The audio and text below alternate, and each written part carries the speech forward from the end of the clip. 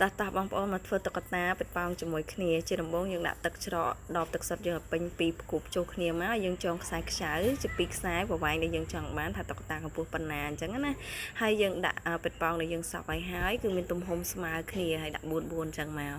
រួចយើងតាក់ខ្សែហ្នឹងទៅនឹងដបទឹកហើយទាញវាឡើងមកលើវិញហើយបិទប៉ោងបន្តទៀតគឺយើងធ្វើដូចគ្នាអញ្ចឹងបន្តរហូតដល់កម្ពស់ដែលយើងចង់បានចំណែកឯពេលដែលយើងធ្វើរួចហើយយើងចង់ដាក់ករបស់វាវិញគឺយើងយកបិទប៉ោងពណ៌ផ្សេងដែលផ្លុំទំហំតូចជាងហ្នឹងដូចខ្ញុំបានធ្វើឲ្យមើលស្រាប់នេះអញ្ចឹងយើងតាក់វាទៅខាងក្រៅមួយជាន់ទៀតទៅដូចនេះពេលដែលយើងធ្វើនឹងហើយយើងដាក់ក្បាលវាខ្ញុំយកពណ៌លឿងហើយចងកន្លែងចុងបិទប៉ោងហ្នឹងហើយបើខ្ញុំតាក់វាជាមួយនឹងអាកពណ៌ផ្ទៃមេឃពណ៌បៃតងខ្ចីខាងក្រៅហ្នឹងអញ្ចឹងពេលដែលហើយខ្ញុំចាប់ផ្ដើមយកបិទប៉ោងវែងផ្លុំវែងហ្នឹងដាក់ជាពីរធ្វើជាដៃឲ្យតុក្កតា